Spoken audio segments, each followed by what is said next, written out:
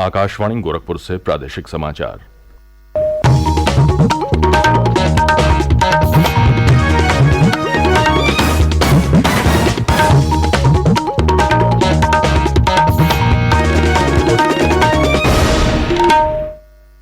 नमस्कार, समाचार बुलेटिन के साथ मैं विकास राय। पहले मुख्य समाचार। राष्ट्रपिता महात्मा गांधी और पूर्व प्रधानमंत्री लाल बहादुर शास्त्री की जयंती पर कल प्रदेश भर में आयोजित हुए कार्यक्रम, अर्पित की गई श्रद्धांजलि। प्रधानमंत्री नरेंद्र मोदी और मुख्यमंत्री योगी आदित्यनाथ ने गांधी जी को श्रद्धांजलि स्वरूप लोगों से खादी के कपड़े और उत्पाद खरीदने की अपील की। केंद्र ने रेलवे के अराजपत्रित कर्मचारियों के लिए उत्पादकता आधारित बोनस को दी मंजूरी। और भदोही जिले के औराई थाना क्षेत्र के नरथुआ गांव में एक पूजा पंडाल में आग लगने से 64 लोग झुलसे, 2 की मौत।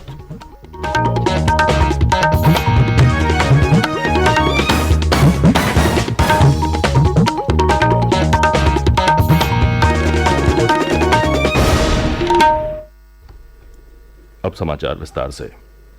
राष्ट्रपिता महात्मा गांधी की 153वीं जयंती पर कल प्रदेश भर में विभिन्न कार्यक्रमों का आयोजन कर उन्हें श्रद्धांजलि अर्पित की गई। प्रधानमंत्री नरेंद्र मोदी और मुख्यमंत्री योगी आदित्यनाथ ने जनता से अपील की कि वे खादी के कपड़े और खादी उत्पाद खरीदें। यही गांधी जी के प्रति सच्ची श्रद्धांजलि होगी। राज्यपाल आनंदीबेन पटेल ने राजभवन में महात्मा गांधी की प्रतिमा पर माल्यार्पण कर उन्हें नमन किया। मुख्यमंत्री योगी आदित्यनाथ ने लखनऊ के जीपीओ पार्क और हजरतगंज स्थित गांधी आश्रम में बापू की प्रतिमा पर माल्यार्पण कर श्रद्धांजलि अर्पित की। मुख्यमंत्री ने कहा कि गांधी जी के स्वदेशी और स्वावलंबन के नारे ने ब्रिटिश शासन को अस्तांचल की ओर पहुंचा दिया। उन्होंने कहा कि आज भी आजाद भारत में बापू की प्रेरणा हम सभी को मार्गदर्शन प्रदान करती है। उनकी प्रेरणा से ही प्रधानमंत्री नरेंद्र मोदी ने जनधन योजना, स्वच्छ भारत मिशन, आत्मनिर्भर भारत, एक जिला एक उत्पाद जैसे कार्यक्रमों की शुरुआत की। मुख्यमंत्री ने बताया कि 2 अक्टूबर से आगामी 3 माह के लिए केंद्र और प्रदेश सरकार खादी पर विशेष छूट दे रही है। गांधी जयंती पर कल राज्य के सभी राजकीय भवनों पर राष्ट्रीय ध्वज फहराया गया। वहीं कार्यालयों, विद्यालयों और दूसरी संस्थाओं में गांधी जी के चित्र पर माल्यार्पण किया गया। इसके बाद गांधी जी के जीवन संघर्ष, उनकी देश सेवा और जीवन मूल्यों पर प्रकाश डाला गया। इस अवसर पर जगह जगह स्वच्छता कार्यक्रम चलाए गए, साथ ही वृक्षारोपण और विभिन्न प्रतियोगिताओं का आयोजन किया गया। प्रदेश में कल पूर्व प्रधानमंत्री लाल बहादुर शास्त्री को भी उनकी जयंती पर श्रद्धांजलि अर्पित की गई। राज्यपाल आनंदीबेन पटेल ने राजभवन में लाल बहादुर शास्त्री की प्रतिमा पर माल्यार्पण कर उन्हें नमन किया। इस अवसर पर राजभवन में सांस्कृतिक कार्यक्रम आयोजित किए गए। मुख्यमंत्री योगी आदित्यनाथ ने गांधी आश्रम में लाल बहादुर शास्त्री के चित्र पर माल्यार्पण किया। उन्होंने कहा कि भारत को दुनिया की ताकत के रूप में स्थापित करने के लिए सादगी और सच्चाई के साथ बापू के उपदेशों को अंगीकार करते हुए शास्त्री जी ने जय जवान जय किसान का नारा दिया। जब 1965 का युद्ध थोपा गया तो उनके नेतृत्व में शत्रुओं के छक्के छोड़ा दिए गए। प्रदेश भर में शास्त्री जी के जयंती के अवसर पर आयोजित विभिन्न कार्यक्रमों में उनके चित्र पर माल्यार्पण किया गया और उनके जीवन आदर्शों पर चलने की प्रेरणा ली गई। मुख्यमंत्री योगी आदित्यनाथ ने कहा है कि सड़क सुरक्षा सरकार की प्राथमिकताओं में शामिल है। इसके लिए आयोजित कार्यक्रमों को सरकार मजबूती से आगे बढ़ा रही है। सड़क दुर्घटनाओं में हो रही मौतों पर चिंता जताते हुए मुख्यमंत्री ने कहा कि इसके लिए सरकार बड़े पैमाने पर जागरूकता कार्यक्रम चलाएगी। श्री योगी कल कानपुर में साड़ सड़क दुर्घटना में मरने वालों के परिजनों को ढांढस बंधाने और घायलों से कानपुर के हैलट अस्पताल में मिलने के बाद संवाददाताओं से बातचीत कर रहे थे। उन्होंने बताया कि सड़क दुर्घटनाओं को रोकने के लिए परिवहन विभाग को बड़े पैमाने पर जागरूकता अभियान चलाने का निर्देश दिया गया है। श्री योगी ने लोगों से सड़क सुरक्षा के नियमों का पालन करने की अपील भी की। कानपुर नगर के साड़ थाना क्षेत्र में साड़ और गंभीरपुर गांव के बीच पिछली 1 अक्टूबर की शाम श्रद्धालुओं से भरी ट्रैक्टर ट्राली के अनियंत्रित होकर तालाब में पलट जाने से 26 लोगों की मौत हो गई थी और कई अन्य घायल हो गए थे। कानपुर में उसी दिन एक अन्य दुर्घटना में 5 लोगों की मौत हो गई और आधा दर्जन से अधिक लोग घायल हो गए। ये घटना जिले के चकेरी थाना क्षेत्र के अहिरवा फ्लाईओवर पर 2 ट्रकों के बीच टक्कर के कारण हुई थी। प्रादेशिक समाचार आप आकाशवाणी गोरखपुर से सुन रहे हैं। ये समाचार बुलेटिन हमारे YouTube channel AIR news Gorakhpur और ट्विटर हैंडल AIR News_GKP पर भी उपलब्ध है। प्रधानमंत्री नरेंद्र मोदी ने आरपीएफ अथवा आरपीएसएफ कर्मियों सहित रेलवे के पात्र और राजपत्रित कर्मचारियों के लिए वित्तीय वर्ष 2021-22 के लिए 78 दिन के उत्पादकता आधारित बोनस को मंजूरी दी है।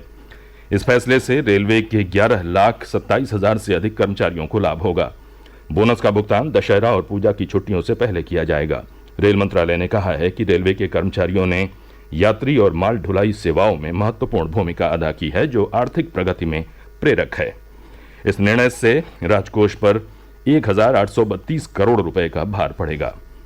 प्रधानमंत्री नरेंद्र मोदी के जन्मदिन 17 सितंबर से 2 अक्टूबर तक सेवा पखवाड़ा मनाया गया, जिसके तहत भाजपा कार्यकर्ताओं द्वारा विभिन्न कार्यक्रमों का आयोजन किया गया। इसी क्रम में कल महात्मा गांधी की जयंती पर कार्यकर्ताओं ने गांधी जी को श्रद्धांजलि अर्पित की।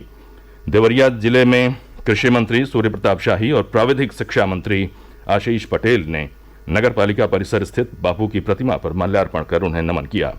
पीलीभीत जिले में भाजपा कार्यकर्ताओं ने खादी से बने सामानों की खरीदारी की।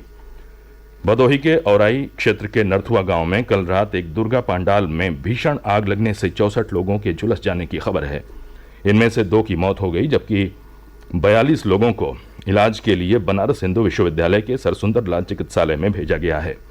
4 लोगों का इलाज इलाहाबाद में और 18 लोगों का इलाज स्थानीय अस्पताल में चल रहा है। हमारे प्रतिनिधि ने बताया कि आग लगने के समय पांडाल में करीब 150 लोग मौजूद थे। दुर्घटना का कारण शॉर्ट सर्किट माना जा रहा है। उधर मामले की गहन जांच के लिए अपर पुलिस महानिदेशक ने 4 सदस्यीय विशेष जांच टीम गठित कर दी है। शारदीय नवरात्र की आज अष्टमी तिथि है। श्रद्धालु आज मां भगवती के 8वें स्वरूप महागौरी की पूजा अर्चना कर रहे हैं। प्रदेश भर के शक्तिपीठों और देवी मंदिरों में दर्शन पूजन के लिए श्रद्धालुओं की भारी भीड़ लगी है। मिर्जापुर जिले में स्थित प्रसिद्ध शक्तिपीठ विंध्याचल धाम में ब्रह्म मुहूर्त से श्रद्धालु माता के दर्शनों के लिए पंक्तिबद्ध हो गए हैं। माता विंध्यवासिनी देवी मंदिर की ओर जाने वाली सभी गलियों में भीड़ का भारी दबाव है। विंध्याचल का नवरात्र मेला आज अपने चरम पर है। उधर बलरामपुर जिले में स्थित देवी पाटन शक्तिपीठ पर भी श्रद्धालुओं की लंबी कतारें हैं। वहां पड़ोसी देश नेपाल से भी श्रद्धालु माता के दर्शन के लिए पहुंचे हुए हैं। अन्य देवी मंदिरों पर भी दर्शन पूजन तथा विविध धार्मिक अनुष्ठान चल रहे हैं। उधर दुर्गा पूजा महोत्सव भी जोरों पर है। पांडालों में स्थापित मां दुर्गा की प्रतिमाओं के पट खुल गए हैं और श्रद्धालु दर्शन पूजन कर रहे हैं। विभिन्न पांडालों द्वारा विविध धार्मिक कार्यक्रमों के आयोजन किए जा रहे हैं। बीती रात कई स्थानों पर भगवती जागरण तथा अन्य विविध कार्यक्रमों के आयोजन किए गए। उप मुख्यमंत्री केशव प्रसाद मौर्य ने कल बदायूं के उझानी में महात्मा गांधी बालिका इंटर कॉलेज में Babuji Kalyan Singh memorial cricket premier league 2022 का उद्घाटन किया। इस अवसर पर उप मुख्यमंत्री ने कहा कि बाबूजी के नाम से पूरे प्रदेश में खेल को बढ़ावा देने के लिए प्रीमियर लीग मैच की शुरुआत उझानी से की गई है। उन्होंने कहा कि प्रदेश में छोटे छोटे कस्बों में खेल के मैदान बनाने से युवाओं की प्रतिभा निखरेगी। इस मौके पर केंद्रीय सहकारिता राज्य मंत्री बीएल वर्मा भी मौजूद रहे। उन्होंने कहा कि केंद्र एवं राज्य सरकार खेलो इंडिया के माध्यम से खेलों को बढ़ावा दे रही है। प्रीमियर लीग मैच 20 अक्टूबर तक चलेगा। और अंत में मुख्य समाचार एक बार फिर। राष्ट्रपिता महात्मा गांधी और पूर्व प्रधानमंत्री लाल बहादुर शास्त्री की जयंती पर कल प्रदेश भर में आयोजित हुए कार्यक्रम अर्पित की गई श्रद्धांजलि। प्रधानमंत्री नरेंद्र मोदी और मुख्यमंत्री योगी आदित्यनाथ ने गांधी जी को श्रद्धांजलि स्वरूप लोगों से खादी के कपड़े और उत्पाद खरीदने की अपील की। केंद्र ने रेलवे के अराजपत्रित कर्मचारियों के लिए उत्पादकता आधारित बोनस को दी मंजूरी। और भदोही जिले के औराई थाना क्षेत्र के नरथुआ गांव में एक पूजा पंडाल में आग लगने से 64 लोग झुलसे, 2 की मौत। इसी के साथ ये समाचार बुलेटिन समाप्त हुआ। नमस्कार।